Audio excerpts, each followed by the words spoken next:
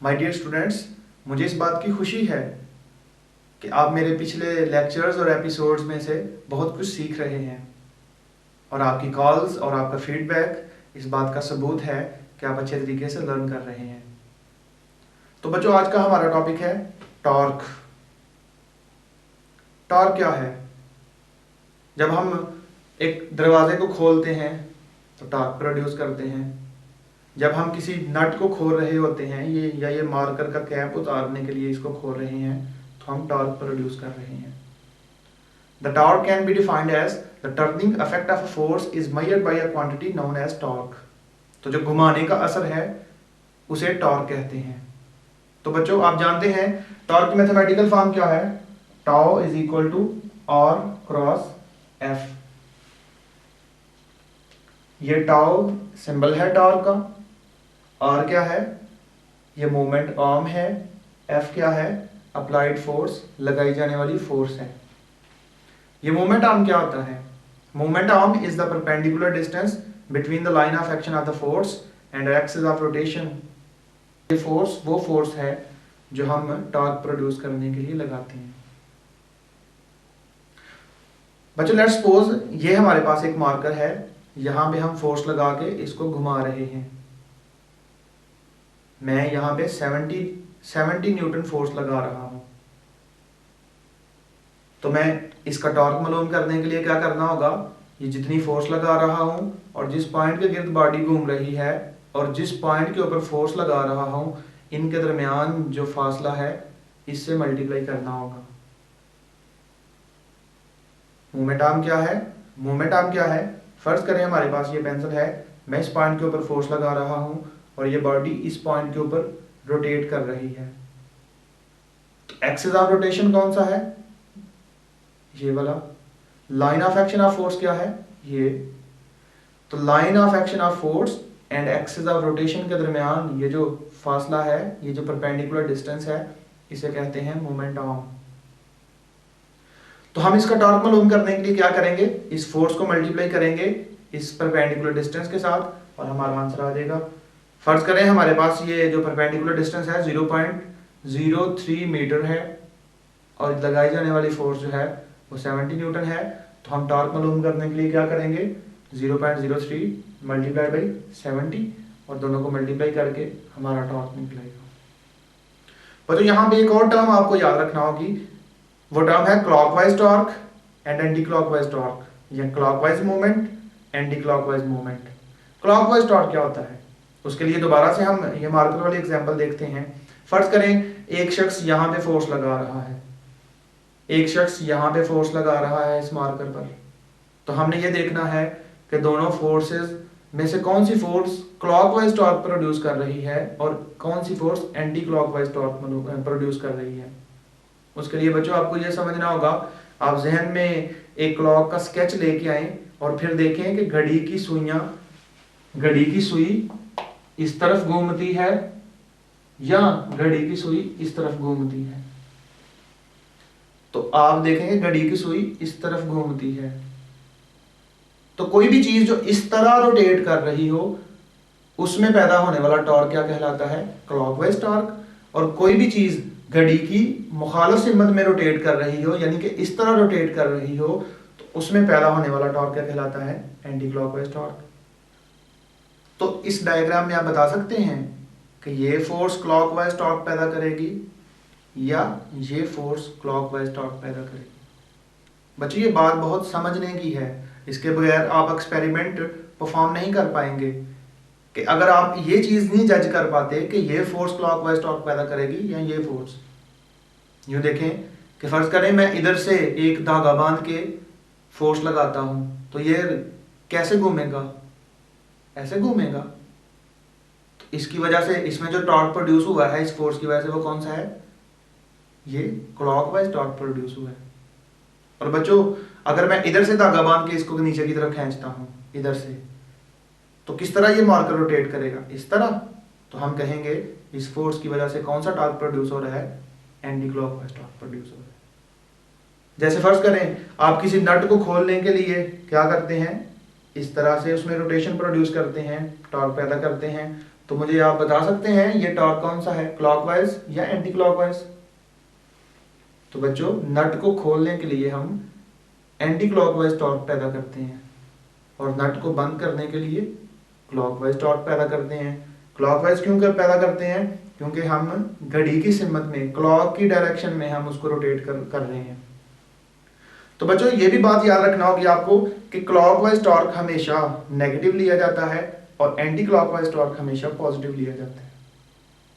हम एक डायग्राम की मदद से ये देखते हैं कि हम प्रिंसिपल ऑफ मूवमेंट की मदद से किस तरह से किसी बॉडी का वेट मालूम कर सकते हैं और किस तरह से हम प्रिंसिपल ऑफ मूवमेंट की मदद से हम मूवमेंट आर्म मालूम कर सकते हैं। दो चीजें हम फाइंड कर सकते हैं प्रिंसिपल ऑफ मूवमेंट से, एक तो मूवमेंट आर्म, दूसरा अननोन वेट। तो स्टूडेंट्स एक्सपेरिमेंट शुरू करने से पहले आपको जिन चीज़ों को याद रखना ज़रूरी है उनमें पहली चीज़ क्या थी, आपको ये पता होना चाहिए कि क्लॉकवाइज टॉर्क और एंटी क्लॉकवाइज टॉर्क क्या होता है, यानी कि क्लॉकवाइज मूवमेंट और एंटी क्लॉकवाइज मूवमेंट आपको याद रखना ज़रूरी होगा। अगर आप ये याद नहीं रख सकते तो फिर इस तरह से आप एक्सपेरिमेंट भी परफॉर्म नहीं कर सकेंगे। ये एक्सपेरिमेंट परफॉर्म करने के लिए किस अपरेटस की ज़रूरत होगी, आइए वो देखते हैं। तो स्टूडेंट्स इस एक्सपेरिमेंट को परफॉर्म करने के लिए हमें ज़रूरत है एक मीटर रॉड की, एक मीटर रोल जिसमें 100 सेंटीमीटर है, जिसकी लेंथ 1 मीटर है, और हमें चाहिए एक वेज, ये इस मकसद के लिए जो कि हमें फलक्रम का काम देगा और जिसके ऊपर हम इस मीटर रॉड को बैलेंस कर सकेंगे और इस मीटर रॉड का सेंटर ऑफ ग्रेविटी इसकी मदद से मालूम कर सकेंगे। और हमें चाहिए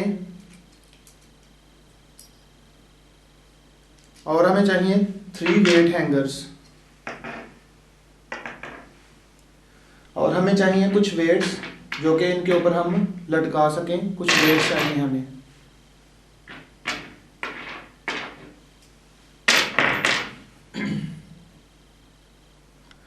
तो स्टूडेंट्स ये वेट हैंगर हैं, आमतौर पे इसका वज़न जो है वो 10 ग्राम है और एक वेट जो है स्मॉल, ये वेट, इसका वेट भी 10 ग्राम है, इसके ऊपर भी लिखा हुआ है। तो वेट को वेट हैंगर पे चढ़ाने के लिए ये तरीका इस्तेमाल किया जाता है, इसके कट के ज़रिए से।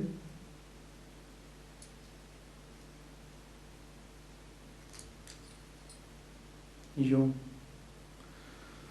और हमें कुछ धागे चाहिए, कुछ स्ट्रिंग्स चाहिए, धागे चाहिए, ताकि हम इनके लूप बना के इन मीटर रॉड पे इन वेट्स को लटका सकें।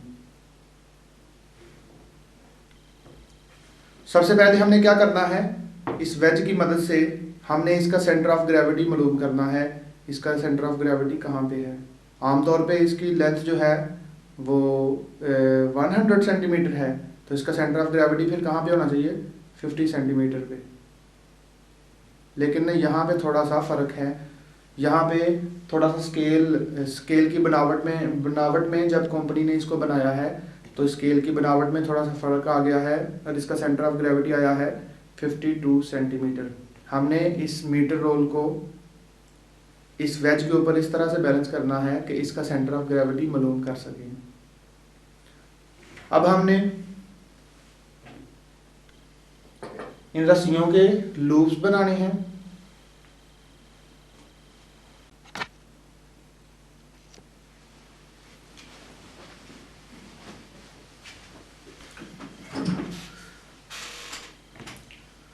तो बच्चों इस एक्सपेरिमेंट को परफॉर्म करने के लिए आपके पास इस तरह का अपरेटस मौजूद होना चाहिए। आपने इसको बैलेंस करना है, एक साइड पे एक वजन लटकाना है और दूसरी साइड पे 2 वेट लटकाने हैं।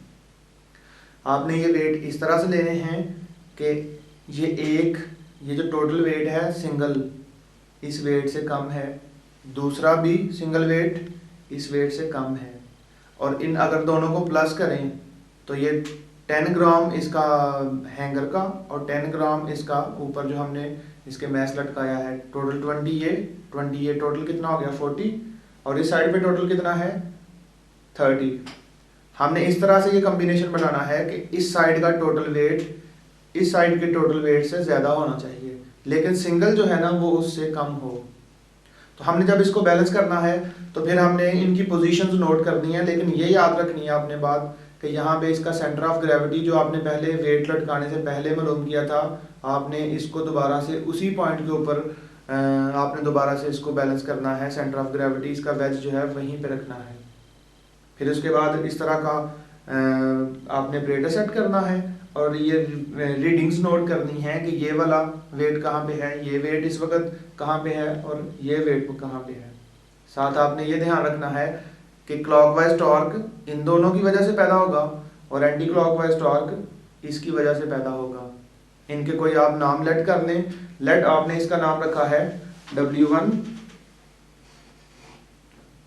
फर्ज करें आपने इसका नाम रखा है W1, इसका नाम रखा है आपने W2, इसका नाम रखा है आपने W3। फर्ज करें ये वाला जो पॉइंट है इसका नाम आपने रखा है O, इसका नाम रख लिया आपने A, इसका नाम आपने रख लिया O और इसका नाम रख लिया आपने B, इसका नाम रख लिया है C। ये हमारा W3 है, ये हमारा W2 है जिसका नाम हमने C रखा है, ये वाला सॉरी जिसका नाम हमने B रखा हुआ है, ये वाला जिसका नाम हमने C रखा है, ये हमारा फलक्रम है O और ये वाला है इस वक्त A। तो हम अगर इनकी पोजीशंस को देखें, इसके ऊपर धागे की पोजीशन को देखें। डियर स्टूडेंट्स, आपको ये बात याद रखना होगी कि मैस और वेट में बहुत फ़र्क है। इस वक्त मैंने जो यहाँ पे लटकाया हुआ है, इस वक्त ये 10 ग्राम मैस है, क्योंकि ग्राम मैस का यूनिट है, स्टैंडर्ड यूनिट जो है वो इसका किलोग्राम है। सबसे पहले हमें क्या करना होगा, इन सारे के सारे मैस को हमें जो ग्राम में गिवन है इनको किलोग्राम में कन्वर्ट करना होगा। आप जानते हैं कि जब भी किसी स्मॉल क्वांटिटी को छोटी क्वांटिटी को छोटी वैल्यू को बड़े छोटे यूनिट को बड़े यूनिट में कन्वर्ट करना होता है तो आप जानते हैं कि हम उसको डिवाइड करते हैं और 1 किलोग्राम में 1000 ग्राम होते हैं। लिहाजा ये 30 ग्राम को किलोग्राम में कन्वर्ट करने के लिए मैं क्या करूँगा, 1000 से डिवाइड करूँगा। फिर इधर भी 20 ग्राम को किलोग्राम में कन्वर्ट करने के लिए 20 डिवाइडेड बाई 1000, इस 20 ग्राम को किलोग्राम में कन्वर्ट करने के लिए 20 डिवाइडेड बाई 1000 करना पड़ेगा। तो डियर स्टूडेंट्स, इन सब को आप अपनी रफ कॉपीज निकाल के इन सब को आप किलोग्राम में कन्वर्ट कर लें।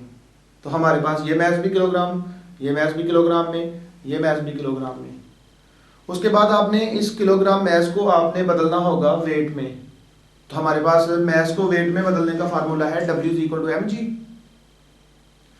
जब हम इस 30 ग्राम को किलोग्राम में कन्वर्ट करेंगे तो फिर हमारा आंसर क्या आएगा, 30 डिवाइडेड बाई 1000, 0 0 से कैंसिल हो जाएगा और हमारा आंसर आ जाएगा 0.03। सॉरी, इसका आंसर आएगा 0.03। जब हम इसको 20 को डिवाइड करेंगे 1000 से तो फिर भी क्या होगा, 0 0 से कैंसिल हो जाएगा। हमारे पास आंसर क्या आ जाएगा, हमारे पास आंसर आ जाएगा 0.02 और इसका आंसर क्या आ जाएगा 0.02 किलोग्राम। फिर जब हम इस वेट को बदलेंगे, जब हम इस मैस को बदलेंगे वेट में तो तब हमारा आंसर क्या आएगा, W=mg। ये होगा 0.03 मल्टीप्लाइड बाई जी की वैल्यू 10 होती है, 10 से मल्टीप्लाई करेंगे तो हमारे पास आंसर आ जाएगा 0.3। इसको वेट में बदलेंगे, इसका आंसर आ जाएगा 0.2। इसको वेट में बदलेंगे, इसका आंसर आ जाएगा 0.2 और साथ हम यूनिट न्यूटन लिखेंगे, वेट का यूनिट न्यूटन।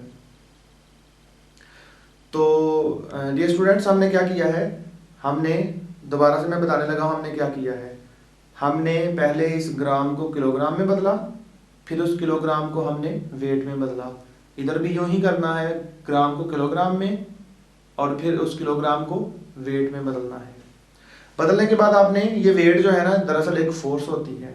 वेट, किसी बॉडी का वेट क्या है कि जो ज़मीन उसके ऊपर अट्रैक्शन की जो फोर्स लगाती है वो उसका वेट कहलाती है। तो अभी हमने ये देखना है कि ये एक फोर्स है, कितनी फोर्स निकली है, ये 0.3 न्यूटन। हमने क्या करना है, प्रिंसिपल ऑफ मूवमेंट क्या है हमारे पास प्रिंसिपल ऑफ मूवमेंट क्या है, clockwise torque is equal to anti clockwise torque. हमने एक इक्वेशन बनानी है, इसका टॉर्क मालूम करेंगे प्लस इसका टॉर्क इक्वल किसके रखेंगे, इसके टॉर्क के, और दोनों का अगर आंसर सेम आ गया तो हमारे पास प्रिंसिपल ऑफ मूवमेंट प्रूव हो गया है। क्लॉकवाइज टॉर्क का किसके इक्वल आ गया है, एंटी क्लॉकवाइज टॉर्क। तो आइए देखते हैं कि हमने इनका किस तरह से टॉर्क मालूम करके इक्वल इनको करना है। तो जब हमने इनकी वेट्स की पोजीशन देखी तो सी वाला जो वेट था वो मौजूद था 10.5 सेंटीमीटर पे, बी वाला मौजूद था 37 सेंटीमीटर पे, ओ यानी कि सेंटर ऑफ ग्रेविटी था 52 सेंटीमीटर और ए वाला था 84 सेंटीमीटर। जब हम ओ से सी तक फासला मालूम करने के लिए 52 सेंटीमीटर में से 10.5 सेंटीमीटर सब्ट्रैक्ट करेंगे तो हमारे पास ओ सी का आंसर आ जाएगा 41.5 सेंटीमीटर, और इस सेंटीमीटर को डिवाइड करेंगे 100 पे मीटर में कन्वर्ट करने के लिए तो हमारे पास मीटर में आंसर आ जाएगा 0.415 मीटर। इसी तरह ओ से बी मालूम करने के लिए 52 सेंटीमीटर में से माइनस करेंगे 37 सेंटीमीटर, हमारे पास 15 सेंटीमीटर आंसर आ जाएगा। और जब हम इसको 100 पे डिवाइड करेंगे मीटर में कन्वर्ट करने के लिए तो ये फासला बन जाएगा 0.15 मीटर। इसी तरह ओ से ए फासला मालूम करने के लिए 84 में से माइनस करेंगे 52, हमारे पास आंसर आ जाएगा 34 सेंटीमीटर या 0.34 मीटर। तो हमने वेट भी मालूम कर लिए और डिस्टेंसेस भी मालूम कर लिए। ये वेट मालूम करके इसका डिस्टेंस, ये मालूम करके इसका डिस्टेंस। तो यूँ हम कह सकते हैं कि हमने फोर्सेस भी मालूम कर ली हैं और उनके मूवमेंट आर्म भी मालूम कर लिए हैं। अब मसला रह गया है हमने इसका क्लॉकवाइज टॉर्क, इन दोनों की वजह से क्लॉकवाइज टॉर्क और उसकी वजह से जो एंटी क्लॉकवाइज टॉर्क प्रोड्यूस हो रहा है, हमने इन दोनों को इक्वल रखना है। उसके लिए हम फार्मूला अप्लाई करेंगे प्रिंसिपल ऑफ मूवमेंट। यहाँ पे बच्चों according to principle of moment क्या है, मोमेंट के असूल के मुताबिक क्लॉकवाइज टॉर्क किसके इक्वल होना चाहिए, एंटी क्लॉकवाइज टॉर्क के। क्लॉकवाइज टॉर्क किन की वजह से प्रोड्यूस होगा, यहाँ पे ज़रा डायग्राम में देखें, इन दोनों फोर्सेस की वजह से W1 और W2 की वजह से क्लॉकवाइज टॉर्क प्रोड्यूस होगा। लिहाजा W1 मल्टीप्लाइड बाई इसका moment arm plus W3 multiplied by इसका मोमेंट आर्म। तो ये देखें W2 मल्टीप्लाइड बाई इसका moment arm plus W3 multiplied by उसका मोमेंट आर्म, ये हो गया क्लॉकवाइज टॉर्क। इसको इक्वल होना चाहिए एंटी क्लॉकवाइज टॉर्क के। तो W1 मल्टीप्लाइड बाई OA, ये ऊपर डायग्राम में दिखाया गया है, W1 मल्टीप्लाइड बाई इसका मोमेंट आर्म। तो बच्चों जब इसमें वैल्यू पुट करेंगे, वैल्यू हमेशा स्टैंडर्ड यूनिट्स वाली पुट करते हैं, तो वेट सारे हमने न्यूटन वाले पुट करने हैं और फासले सारे हमने मोमेंट आर्म सारे मीटर वाले पुट करने हैं। तो जब हम इसकी कैलकुलेशन करेंगे तो कैलकुलेशन करने के बाद आप देख रहे हैं कि नीचे जो आप आंसर इन दोनों का सेम आ गया है। तो इस तरह मूवमेंट का असूल जो है, प्रिंसिपल ऑफ मूवमेंट वेरीफाई हो गया है कि हमेशा ये जो क्लॉकवाइज मूवमेंट होता है और एंटी क्लॉकवाइज मूवमेंट, ये दोनों हमेशा इक्वल होते हैं। बच्चों यहाँ पे एक बार अहम नोट करो कि आपने एग्जैक्ट उनके लोकेशंस मालूम करने हैं, वरना पॉइंट के बाद थोड़ा बहुत फ़र्क आ जाएगा। आपने एग्जैक्ट उसका सेंटर ऑफ ग्रेविटी मालूम करना है रॉड का, और एग्जैक्ट आपने उन धागों के स्ट्रिंग्स के लोकेशंस मालूम करने हैं कि वो किस पॉइंट के ऊपर हैं, और आपने इसको बड़े ध्यान से इसकी कैलकुलेशन करनी है। सेंटीमीटर को मीटर में ध्यान से कैलकुलेट करना है, वेट को जो हमारा मैस होगा, मैस को किलोग्राम में ध्यान से कन्वर्ट करना, फिर W=mg वाला फार्मूला लगा के उस मैस को कन्वर्ट करना वेट में।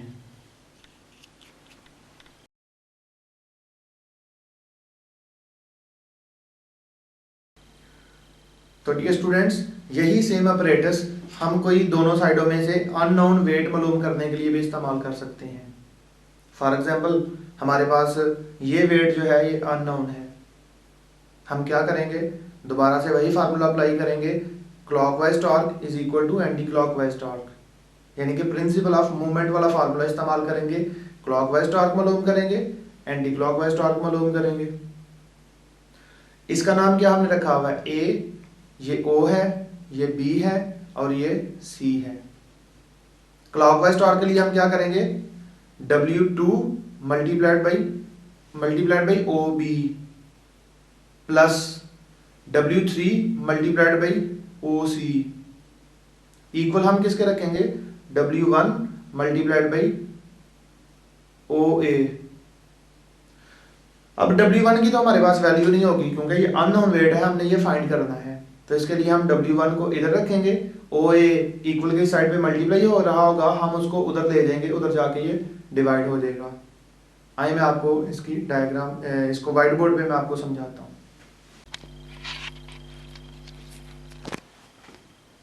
बच्चों देखो, फ़र्ज़ करें हमारे पास हमने इसी सारे ऑपरेटर्स को इस्तेमाल करना है W मालूम करने के लिए।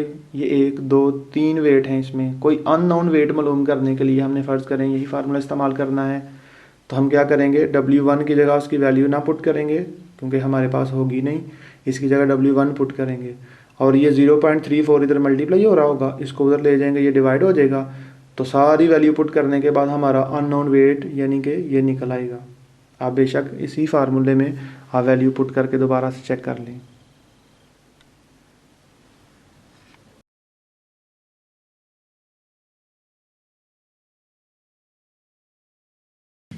तो डियर स्टूडेंट्स, यही सेम ऑपरेटर्स हम कोई मोमेंट आर्म फाइंड करने के लिए भी इस्तेमाल कर सकते हैं। फर्ज करें हमारे पास ये वाला डिस्टेंस गिवन नहीं है, हमारे पास ये मोमेंट आर्म नहीं है, यानी कि हमने ओ ए फाइंड करना है। दोबारा से हम क्या करेंगे, प्रिंसिपल ऑफ मोमेंट वाला फार्मूला अप्लाई करेंगे, यानी कि clockwise movement is equal to anti clockwise movement. हम क्या करेंगे, क्लॉकवाइज मूवमेंट फाइंड करने के लिए W2 multiplied by OB plus W3 multiplied by OC is equal किसके रखेंगे, W1 मल्टीप्लाइड बाई OA। चूंकि OA हमने फाइंड करना है, OA हमारे पास मौजूद नहीं है, तो W1 को इधर ही रखेंगे, OA मल्टीप्लाई हो रहा है, इसको इक्वल के दूसरी साइड पे ले जाएंगे तो उधर जाके ये डिवाइड हो जाएगा। और इस तरह से सारी वैल्यूज इसमें पुट करेंगे और आपका आंसर निकल आएगा। ये अननोन डिस्टेंस आप फाइंड कर सकेंगे। आइए मैं आपको व्हाइट बोर्ड पे दिखाता हूँ कि इसको किस तरह से आपने सॉल्व करना है। तो बच्चों यही एक्सपेरिमेंट अननोन डिस्टेंस फाइंड करने के लिए भी इस्तेमाल हो सकता है। फ़र्ज़ करें हमारे पास OA मौजूद नहीं है, सारी की सारी वैल्यू वैसे ही पुट करेंगे, OA की जगह उसकी जगह आप OA ही लिख दीजिएगा, उसकी वैल्यू 0.34 पुट ना फ़र्ज़ करें। तो आज जब आप 0.34 नहीं पुट करेंगे, इसकी जगह OA लिखेंगे, तो ये 0.3 मल्टीप्लाई हो रहा होगा OA के साथ, उधर जाके डिवाइड हो जाएगा और OA का भी हमारा आंसर आ जाएगा। तो इस तरह से ये एक एक्सपेरिमेंट करने से हम प्रिंसिपल ऑफ मोमेंट प्रूव कर सकते हैं। हम सेंटर ऑफ ग्रेविटी को बैलेंस करके अननोन वेट मालूम कर सकते हैं और हम कोई भी अननोन फासला यानी कि सेंटर ऑफ ग्रेविटी से वेट का फासला, डिस्टेंस जिसे मोमेंट आर्म कहते हैं, वो मालूम कर सकते हैं। तो बच्चों अपनी दुआओं में याद रखिएगा वकास अशरफ को, अपना ढेर सारा ख्याल रखिएगा। ओके, अल्लाह हाफिज़।